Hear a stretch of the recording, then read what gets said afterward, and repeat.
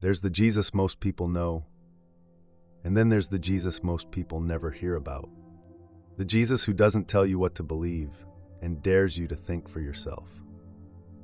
Let's take a look. Whoever discovers the meaning of these words will not taste death.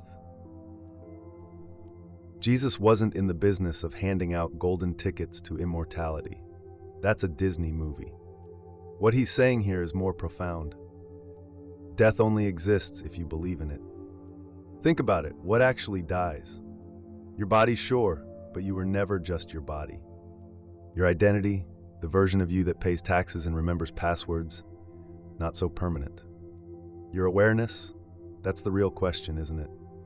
The Hermeticists had a phrase for this. The all is mind. Meaning, reality isn't physical first, it's mental first.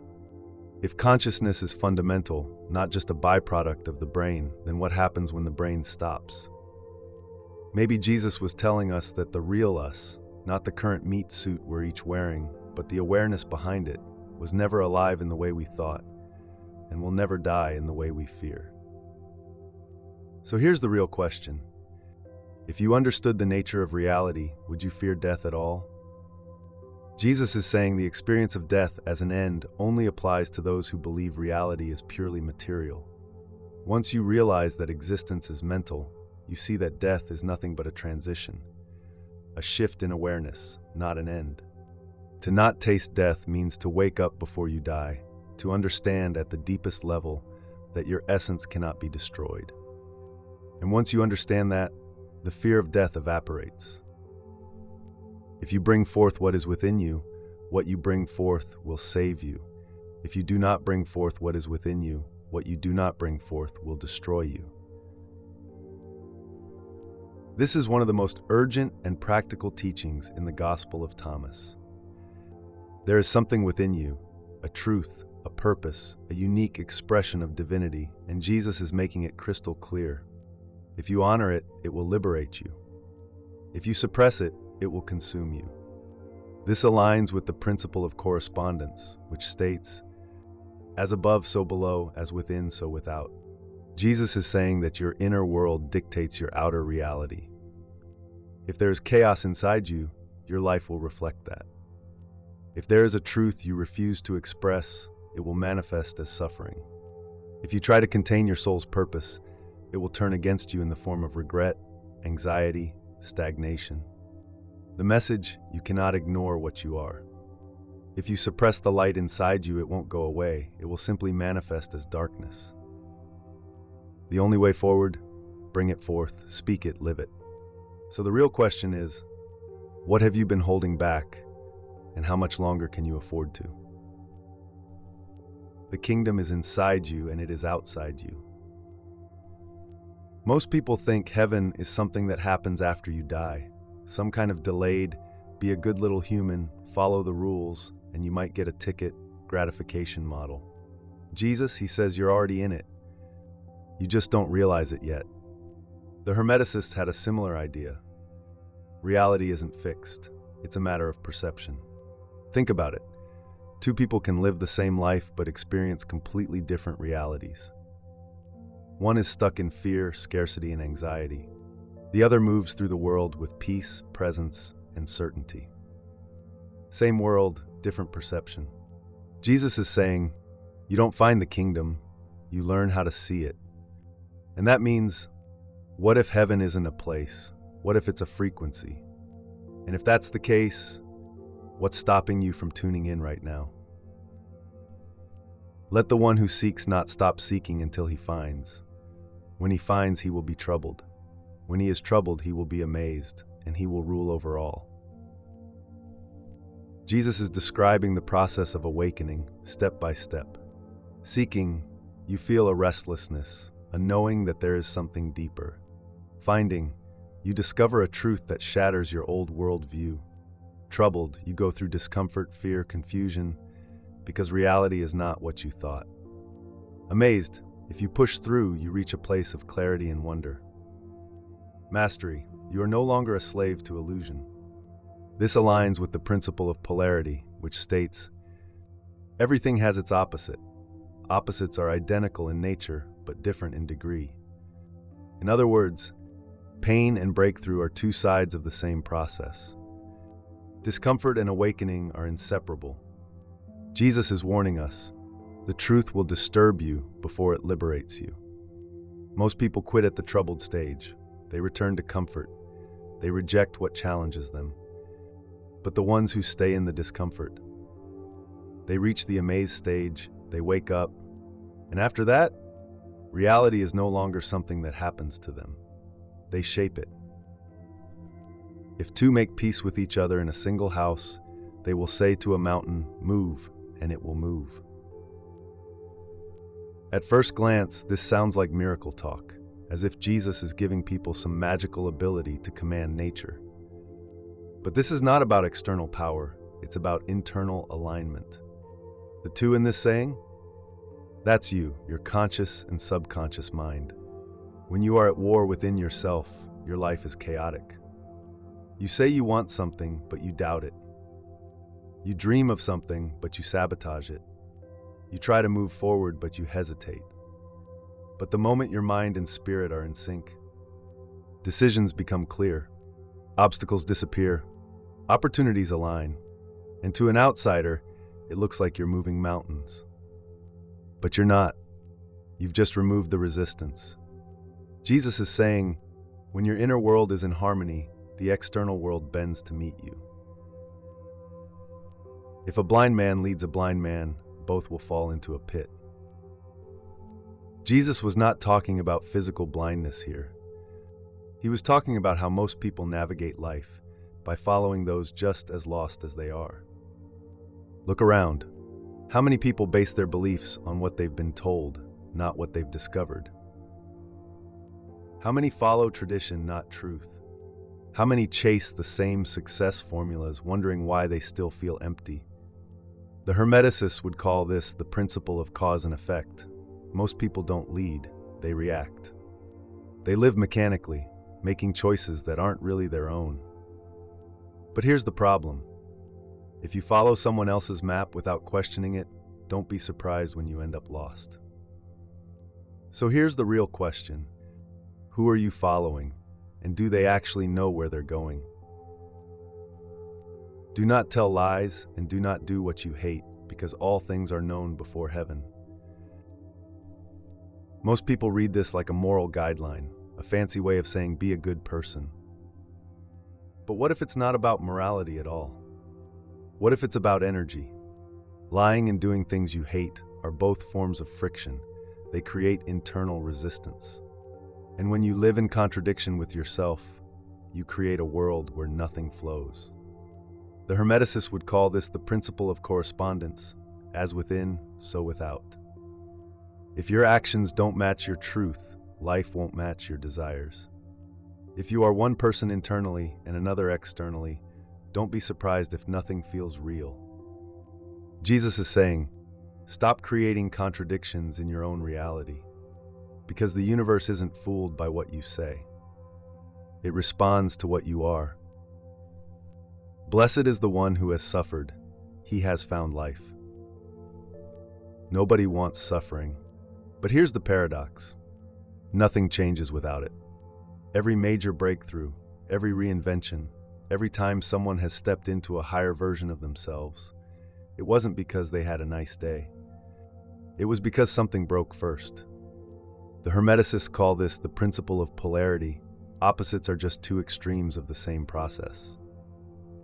Growth and destruction are the same process, just at different speeds.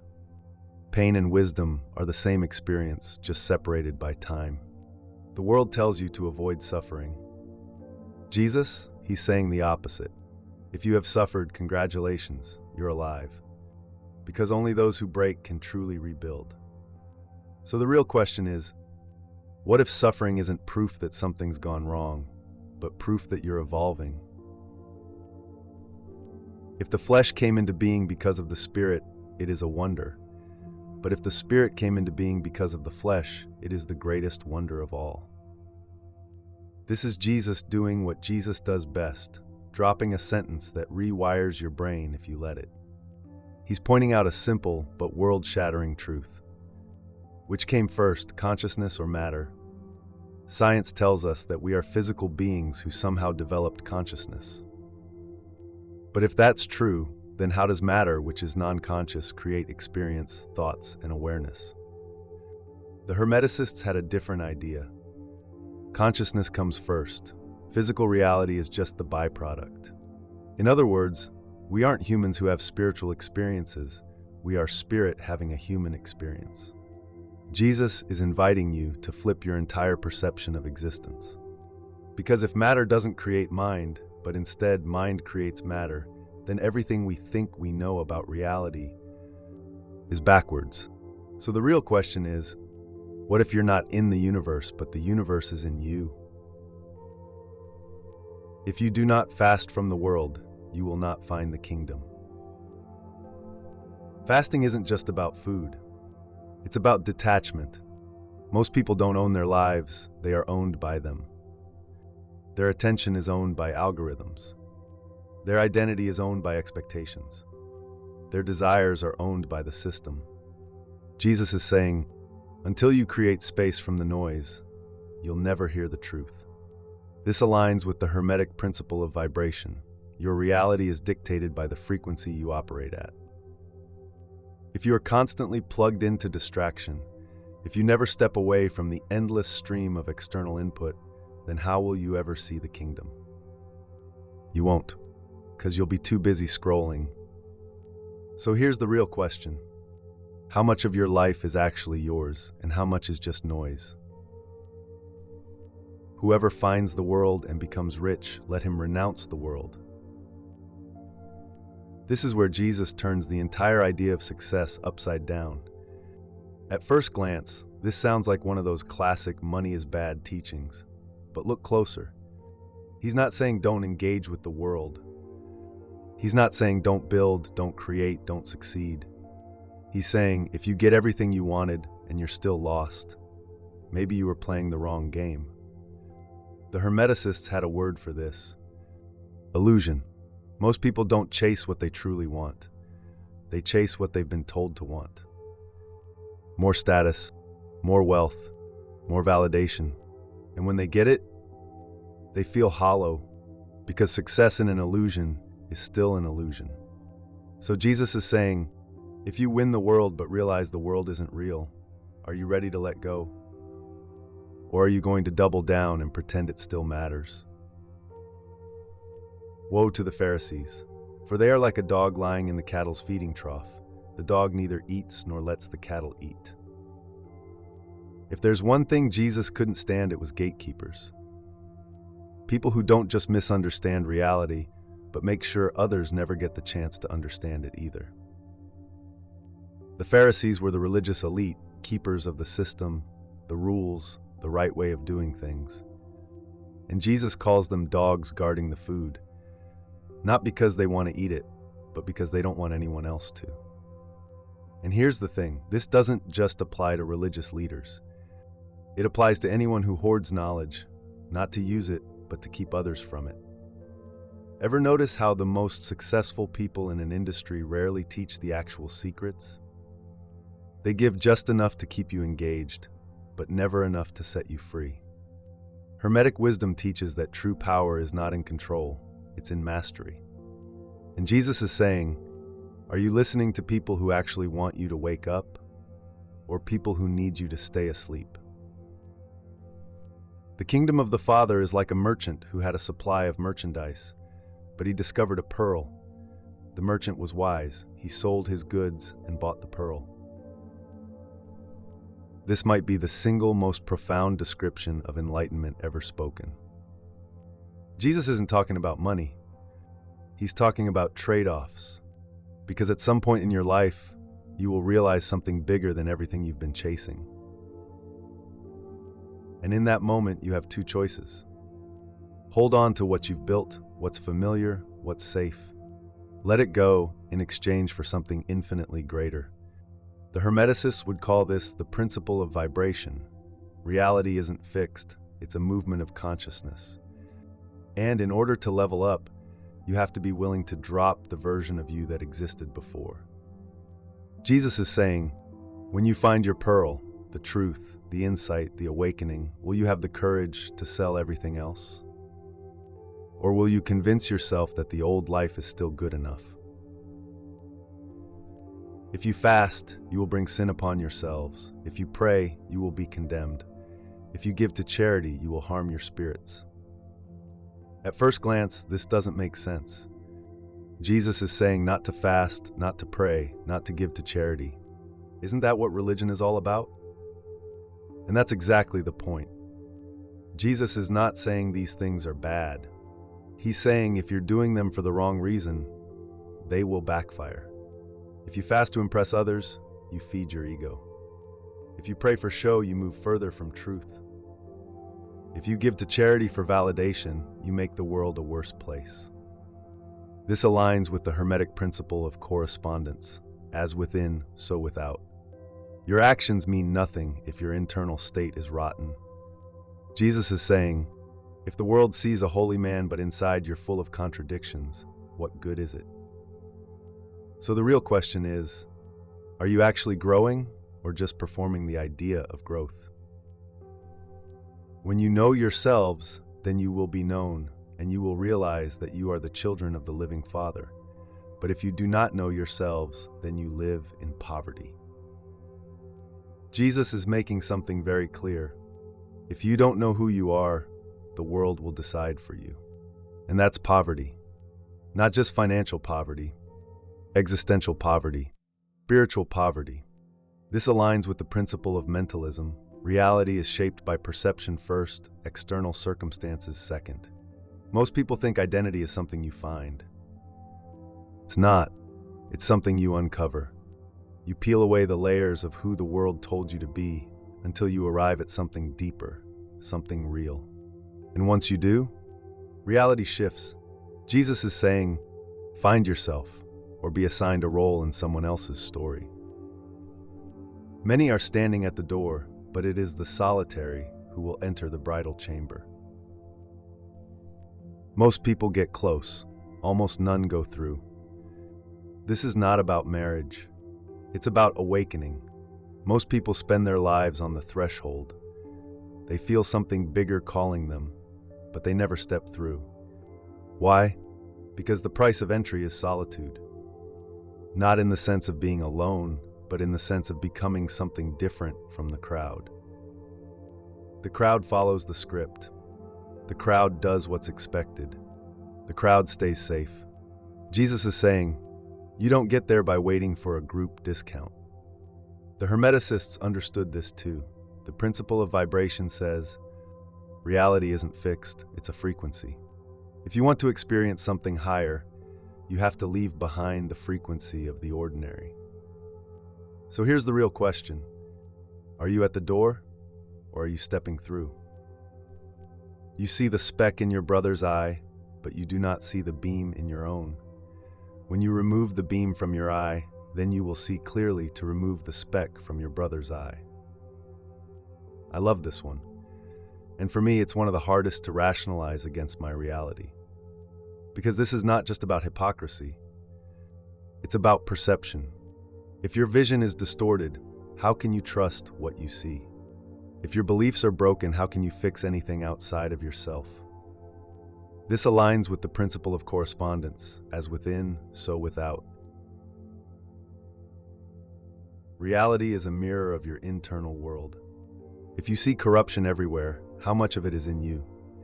If you only see obstacles, how many of them are self-made? Jesus is saying, you don't fix the world by fixing the world. You fix yourself, and then the world appears differently. So here's the real question. What part of your reality is actually just a reflection of you? Woe to the flesh that depends on the soul. Woe to the soul that depends on the flesh. This is one of the sharpest insights into human suffering ever spoken. It's cause and effect.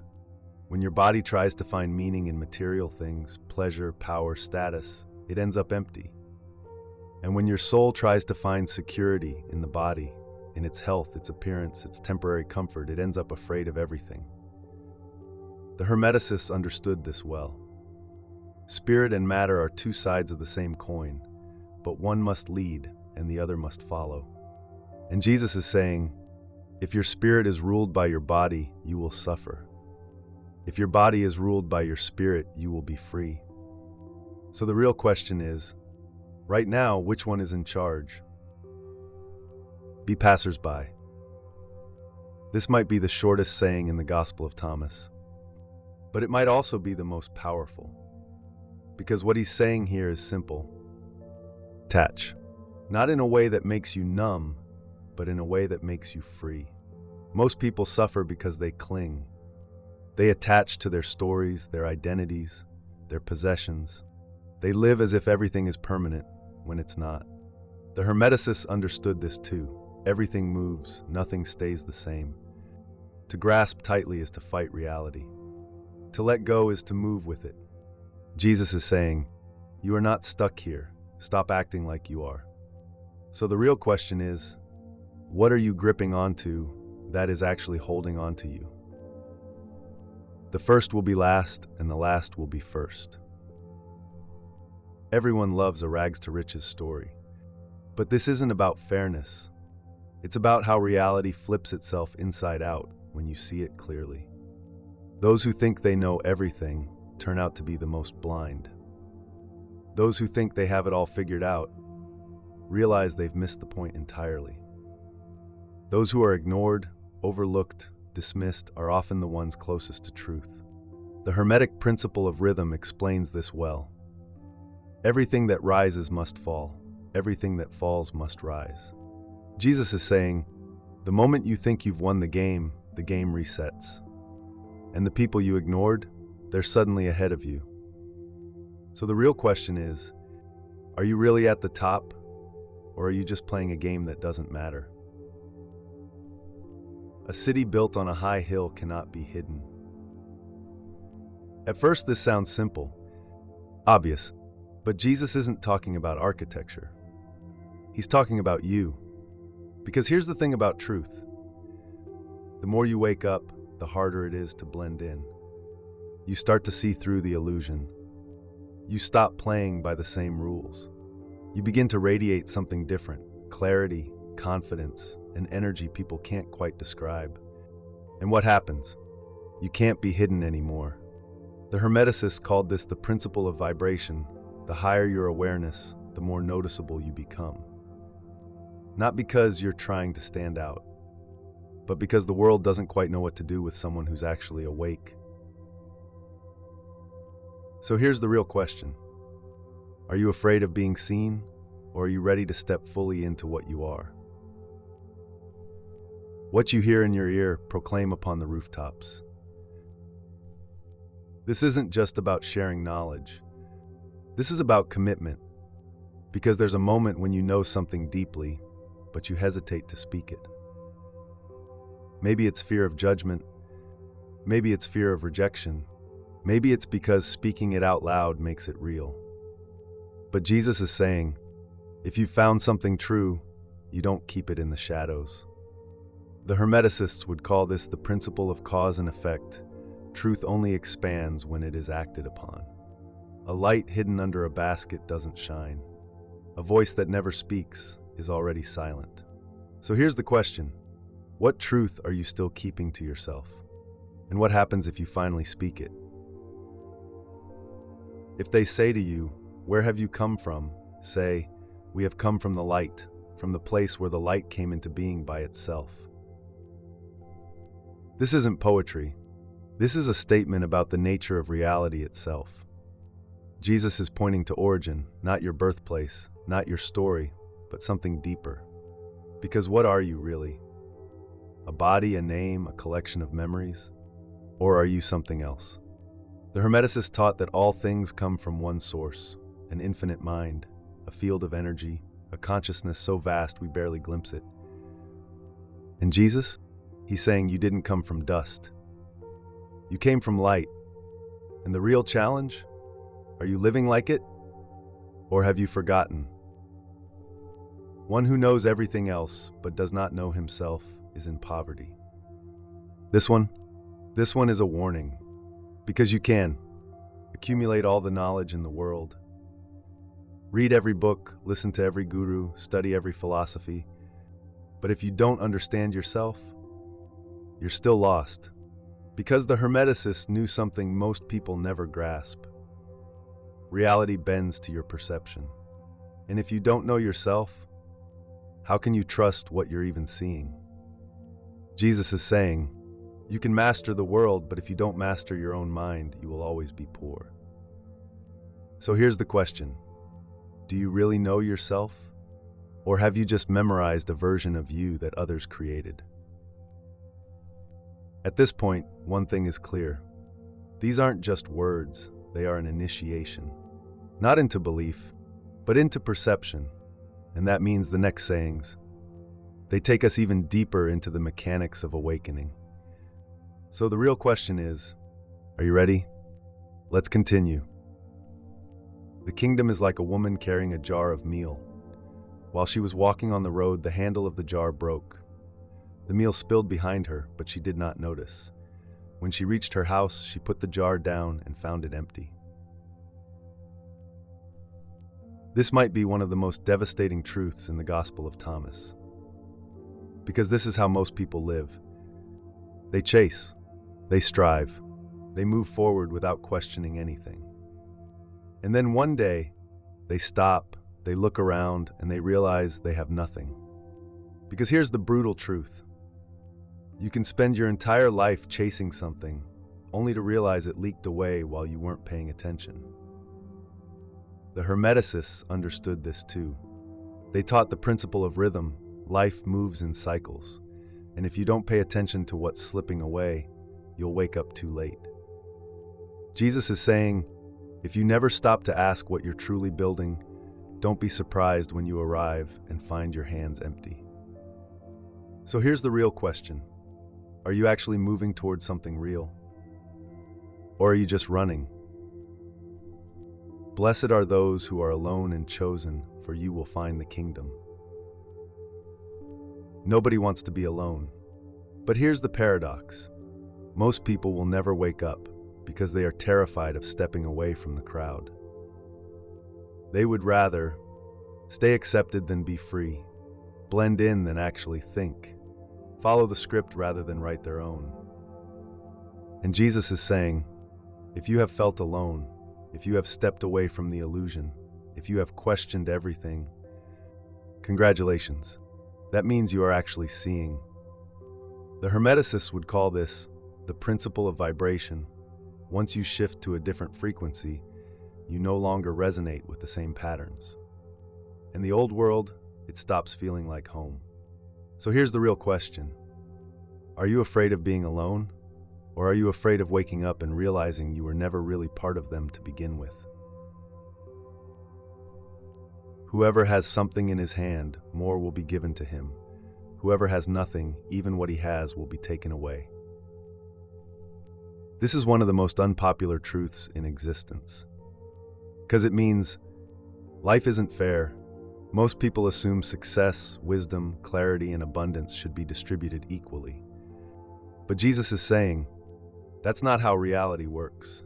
The Hermeticists would call this the principle of cause and effect. Momentum builds upon itself. The more you know, the easier it is to learn. The more you have, the more opportunities come to you. The more you wake up, the harder it is to fall asleep again. And here's the hard part. If you wait until you have enough certainty, enough clarity, enough resources, you will always be waiting. Because life rewards movement. So the real question is, are you waiting to have enough? Or are you using what you have right now? By now, one thing is clear. Jesus wasn't teaching how to be good. He was teaching how to wake up. And if you've made it this far, it means something in you is already waking up. Because these sayings aren't just lessons. They are mirrors. They don't give you truth. They show you what you're ready to see. And these next 4, they are perfect to end on. Let's begin the end of this video and a new chapter in how we see things. The images are visible to humanity, but the light within them is hidden in the image of the Father's light. He will be revealed, but his image will remain hidden by his light. Most people think seeing is believing. But Jesus is saying, what you see is only half the story. Because reality, it's layered. Your eyes see the form. Your mind creates the meaning. But beneath both, there's something else. And that's why truth is so hard to find. Because most people never look past the surface. The Hermeticists knew this too. They called it the principle of correspondence, as within, so without. You don't see reality as it is. You see reality as you are. And Jesus is saying, what you seek is hidden, but not from you, from your current way of seeing. So the real question is, what are you missing because you're still looking with ordinary eyes? Whoever blasphemes against the Father will be forgiven. Whoever blasphemes against the Son will be forgiven. But whoever blasphemes against the Holy Spirit will not be forgiven, neither on earth nor in heaven. This one sounds harsh, but it's not a threat. It's a warning, because what is the Holy Spirit? It's not a name, not a figure in the sky. It's breath, awareness, life itself. To blaspheme against the Father is to reject the source, but the source remains. To blaspheme against the Son is to reject the message, but the message is still there. But to blaspheme against the Holy Spirit, that means rejecting the very force that allows you to see. And here's the brutal truth. Once you reject awareness itself, there's nothing left to wake you up. The Hermeticists would call this the principle of mentalism. Your reality is shaped by your level of consciousness. And Jesus is saying, if you deny life itself, life will feel like nothing. So here's the real question. Are you ignoring the voice that's been trying to wake you up? Because at some point, there might be nothing left to hear it. The kingdom of the Father is like a man who had good seed. His enemy came by night and sowed weeds among the good seed. The man did not let them pull up the weeds, lest they also uproot the wheat. When harvest time came, he said, first collect the weeds and tie them in bundles to be burned, then gather the wheat into my barn. This isn't just a parable about farming. This is about your mind. Because the moment you start growing something real, something false will grow beside it. You start to wake up, doubt appears. You begin to trust yourself, fear creeps in. You finally step into your truth. Old habits whisper, go back.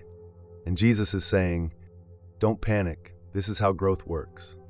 The Hermeticists called this the principle of polarity. Everything exists with its opposite. If you are growing wheat, expect weeds. And here's the key. Don't pull the weeds too soon. Because sometimes, what looks like a mistake is actually part of the process. So here's the real question. Are you mistaking your resistance for failure? Or is it just proof that you're actually growing? Two will rest on a bed, the one will die, the other will live. This is where Jesus gets blunt, because two people can live the exact same life, but only one will ever truly wake up. Some people hear truth and forget it by morning. Some people see beyond the illusion and pretend they didn't. Some people feel the shift happening inside them and they push it down. And Jesus is saying, you can be right next to someone on the same path, but only one of you will make it. Because awakening isn't about opportunity. It's about choice. The Hermeticists would call this the principle of vibration. Two things can look the same, but their frequencies determine what they become. And the real question is, are you waking up or are you just existing? Because one of them leads to life. Whoever drinks from my mouth will become as I am, and I myself will become he, and the hidden things will be revealed to him. This is not about worship. This is about transmission. Because real wisdom, it's not memorized. It's absorbed. The Hermeticists called this the principle of correspondence. When you align with something, you become it. And Jesus is saying, if you truly take in these words, not just hear them, but let them rewire you, you will not be separate from them. You will be them. And when that happens, The hidden things will no longer be hidden. So here's the real question. Are you just listening to these words, or are they changing something in you? By now, something in you has shifted. Maybe it's subtle, a quiet flicker of realization. Or maybe it's bigger, like the feeling you get when you've walked through a door you can't close again. Either way, you're not the same person who started this journey. Because these weren't just words. They were signposts. They pointed to something. Something that's always been there, but maybe you're only now beginning to see. And what was Jesus really saying over and over again? The kingdom is already here. You just have to wake up to it. And once you do, nothing looks the same again. So now the real question, what do you do with this? What changes?